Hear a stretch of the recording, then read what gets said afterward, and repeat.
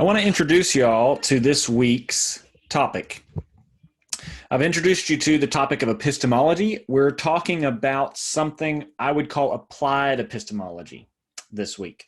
And what we're really talking about is a couple of problems, one in particular regarding experts. So we increasingly rely on experts in our daily life for formation of our beliefs.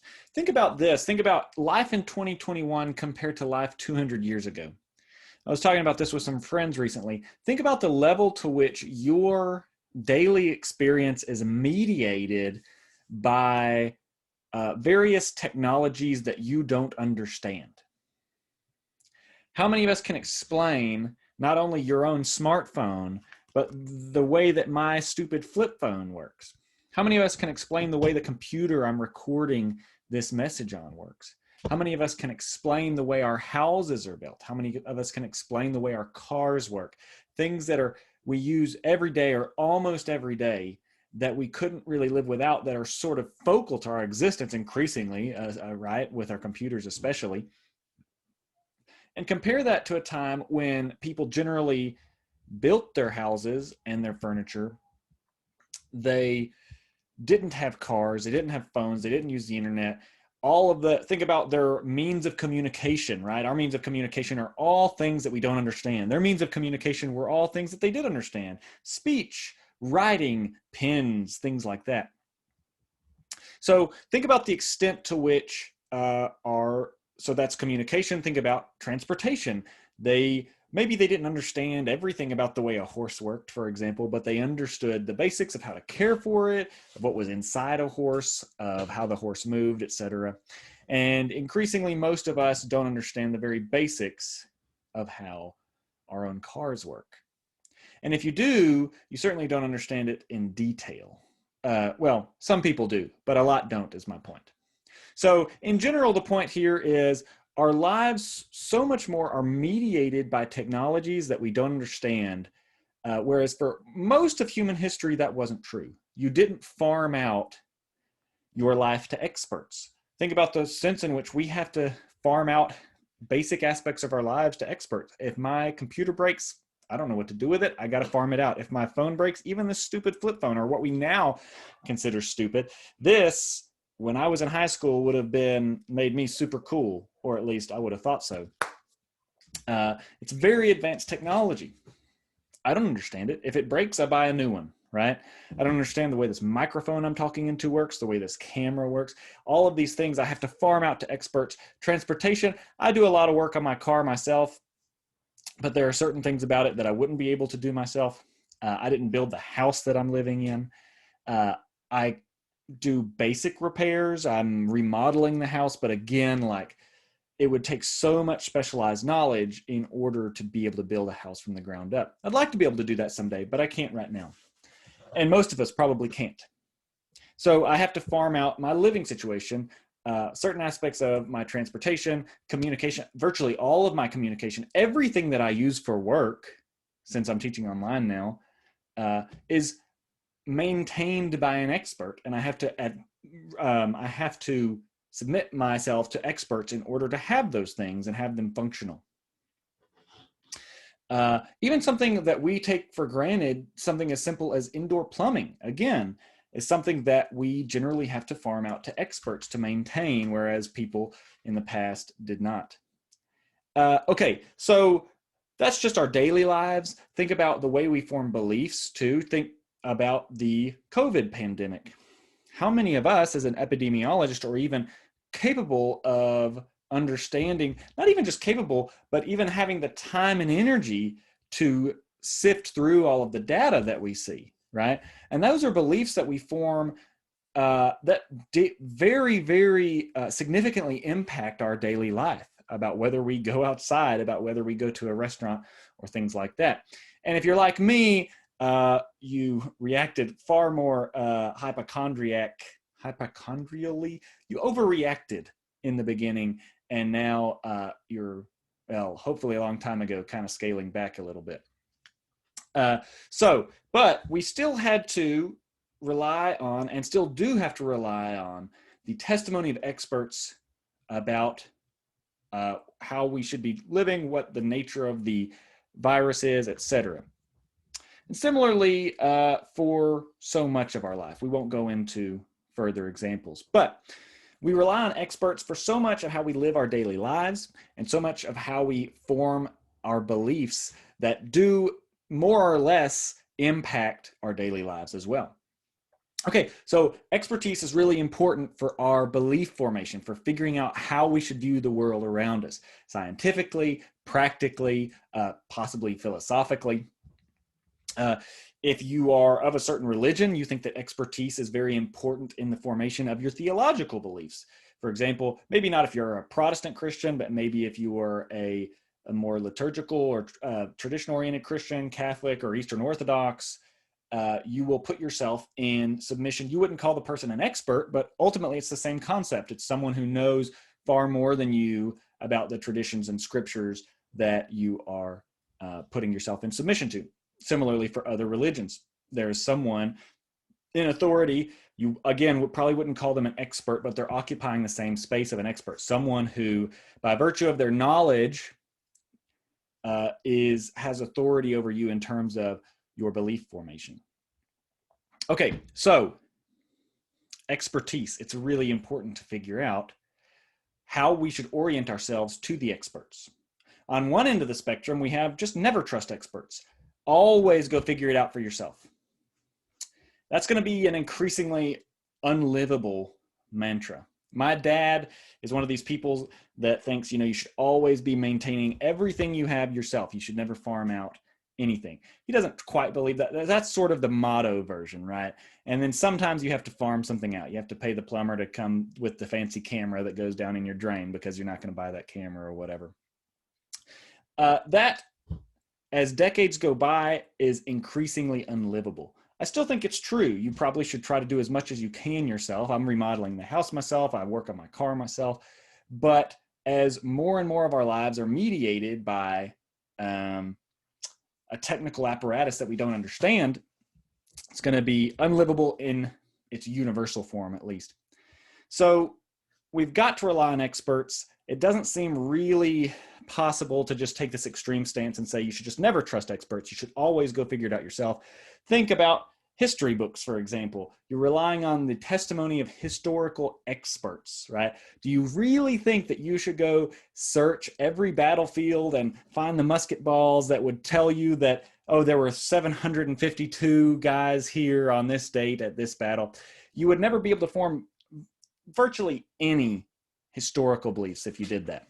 So never trusting experts is not an option. It also seems like a pretty bad option to always trust any expert, right? Or at least if you define expert broadly. That might be too naive, too Pollyanna-ish of an option. So how do we orient ourselves to the experts? That's the big general question. We're going to look at two particular questions within that field, sort of breaking that bigger question down. One is, how do you identify an expert? This is going to turn into a pretty big problem.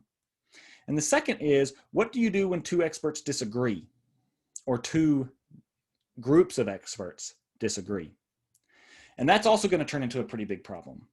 And that second question we'll dwell on the most in the other videos, because that is the ultimate question that we're dealing with in the article for this week that we're reading for this week, Goldman's article. So the first question is, how can you identify an expert? So what is an expert is a prior question to that we have to ask first. I think the answer is relatively simple once we identify the kind of expert that we're worried about. There are experts in terms of skill. My dad is a welder, or he's not primarily a welder, he's a teacher, but he teaches welding. If you want to talk about an expert welder, you're not necessarily talking about someone with a huge body of knowledge, although they're definitely going to have a huge body of knowledge, and they probably will have to in order to weld well. But primarily, you're probably talking about someone who has a skill set, a very finely developed skill set. That's an expert welder. On the other hand, talk about an expert epidemiologist. That could be sort of on the other end of the spectrum. Or let's not talk about epidemiologists, let's talk about historians. That's maybe an even clearer example of someone who is what Goldman calls a cognitive expert, as opposed to what we're going to call like a skills expert. I can't remember what Goldman calls it. But a historian is a cognitive expert. They have tons of knowledge, and that's what makes them an expert. It's not really the skill so much, although, as Goldman says, and we'll talk about this in a later video, there is going to be some skill or ability involved there, even for the historian, right? Even for the purely cognitive expert. Okay, so that's what an expert is. What we're really focusing on are the cognitive experts. There's probably some puzzles about the skills experts too, but what Goldman is really worried about is the cognitive experts, because he's worried about your belief formation, not about how you should go about imitating someone in terms of their skill and gaining their skill set, but how you should go about forming your beliefs based on the beliefs of the expert. Okay, so that's the expert. It's someone who has a certain body of knowledge, right? We'll talk more in a later video. Goldman gets a little bit more specific about how we should define cognitive expert. But for now, it's just someone who has a lot of knowledge about something. A historical expert is someone who has a lot of knowledge about history. And maybe even more fine-grained than that. They might be really an expert in 20th century Irish history or something like this. Okay, so how do you identify an expert? Here's where we get to a puzzle. Here's where we get to a puzzle. Because if you're not an expert, we're going to assume that you're not, because that's sort of why the question becomes salient of how to identify an expert. How can you identify someone who has a large amount of knowledge within a domain? You, after all, not being an expert, do not have that knowledge. So you can't directly fact check them. You cannot directly fact check that person to determine whether they're an expert. And of course, not everyone who claims to have a lot of knowledge actually has that knowledge. So it can't just be that someone says that they know all this stuff and they can cite facts and figures, or what seem to be facts and figures, to you, because there are people called charlatans or scammers, right? Or grifters who are faking it, right? They're faking being experts. So that can't be it, just that it seems like they know a lot. So the puzzle is how, if expertise is hashed out in terms of knowledge, how does someone who's not an expert and therefore doesn't have the knowledge identify someone who is an expert and does have the knowledge? You can't directly fact check that person. So how do you do it? Now, mostly I'm going to leave y'all hanging here for later videos. But what I would say here, since Goldman doesn't really talk about this quite as much as the second question, which we're fixing to talk about, is your first answer might be credentialing institutions. That's how we normally do it. The way that we say that someone is an expert historian is we say, oh, this person got their degree, their PhD from Princeton or from wherever has a really good history program. The way that we determine that someone is an expert philosopher is that they got their PhD from UT Austin, which is an excellent PhD program, if I do say so myself. So that's the way we typically do it. The question is that justified? Is that the way we ought to do it? Do we form, getting back to our big epistemological questions, is it rational for us? Have we formed a justified or warranted belief that someone is an expert based on credentials alone? Now, there certainly could be some disagreement on this.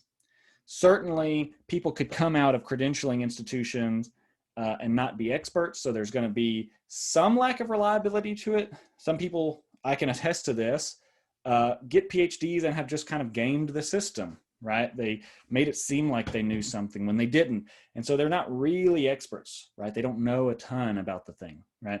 And this is how you get, for example, malpractice suits in medicine, right? Someone goes through a good med school, they get a job, but somehow they cheated their way through med school or something.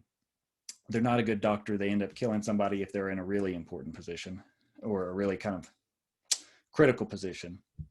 Okay, so that can happen, but that doesn't necessarily mean the credentialing institution shouldn't be trusted, because it's more likely than not very likely to produce experts, you might say. So we can trust it if it's really reliable at producing experts.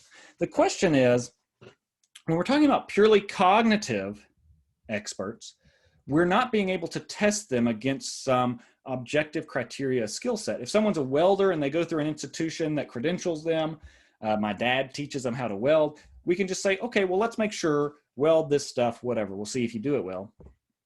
And the standards are sort of independent of the field itself. You're welding well if the stuff you weld holds together, right? And it's not too clunky, right?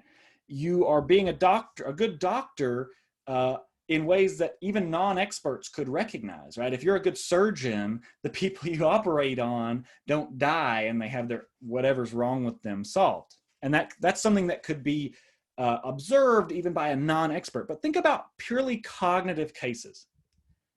There's not as easy of a way for a non-expert to check the expert in cognitive cases. Think about the historian. As a non-expert, there's no task I can put the historian to and say, yeah, well, just go like the welder welded his thing, you go history this thing, and let's see if you actually get the results that the welder got. There's nothing like that, right? Any test is something that a historian would have to put together, right? Because I'm not in a position to test the historian. So how can we identify that? We said credentialing institutions, but now the question gets pushed back. How do you identify the good credentialing institutions, right? They've got a reputation, but do they justifiably have that reputation, and how do they get it? You'd think in a welding case, the good welding schools or whatever get their good reputation because they're consistently putting out welders who weld stuff that doesn't fall apart, right? And it's not too clunky or whatever. But in a historical case, we just saw that we don't have those clear objective measures for determining success in the cognitive expert case.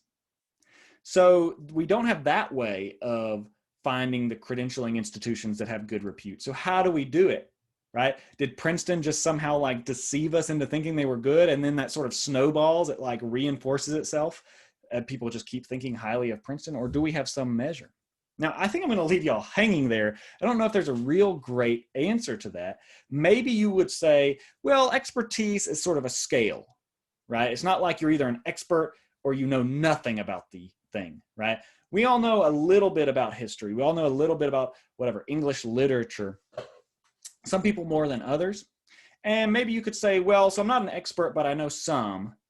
And I can sort of fact check as far as I can this historian. And we can sort of crowdsource it in that way. I know a little bit about the American Revolution. My sister knows a little bit about the Texas Revolution. My mom knows a little bit about early colonial life or whatever. And we can sort of piece together knowledge of American history and sort of say like, oh yeah, this person is really good on this. This person's really, oh, so it turns out this guy right here or this woman right here, really good on all aspects of American history as far as we know. And so we can kind of maybe piece together some sort of check or fact checking. So maybe that's the answer. I want to move to a second question without fully resolving the first one. This is what philosophers do to you. The second question is more important for us, and I'll give you this question. I'll kind of point at some answers, but ultimately the next videos on this are going to go into Goldman's answers to this question. The next question is, assume that you can justifiably identify experts, right? Assume we have a good answer to that first question that I just asked, right? The next question is, what do you do when they disagree, right? Because if you can identify them as experts, you're in great condition if they all agree. You just say, okay, believe the experts, and at least in a lot of cases where you can't go do maybe you can't easily access the evidence yourself, at the very least in those cases. Probably even in the cases where you could still trust the experts justifiably. Okay, so you got those cases covered if you can identify the experts. What about the cases where they disagree? Because there are tons of cases where they disagree. Physicists disagree about the right interpretation of quantum mechanics or whatever. Historians disagree about all kinds of historical events, not even the events themselves, but especially the explanations of those events. People who study English literature disagree about what the best things are by Shakespeare, or whether Shakespeare is even the best author in English, etc. Epidemiologists disagree about the infection fatality ratio of COVID, for example, or public health experts disagree about what the right measures are for responding to a global pandemic. There's disagreement everywhere among experts. And if there's not, it's probably on less important stuff. Really, it's stuff that's obvious, so obvious that this isn't always true, but you might think more often than not, where they don't disagree, we don't even really need the experts that much. So it's almost like precisely on those matters that they disagree on. That's where we need to figure out who to trust, because those are the really hard questions that we need experts for. But if we're not experts, how do we determine which one to trust, if either? It would kind of suck for the reason I just mentioned, because these are really important questions and maybe the most important questions we need experts for, if the answer was you should just never trust experts when they disagree, or at least when they disagree in groups that are in roughly equal size. Maybe if it's a 90-10 split, you should trust the 90.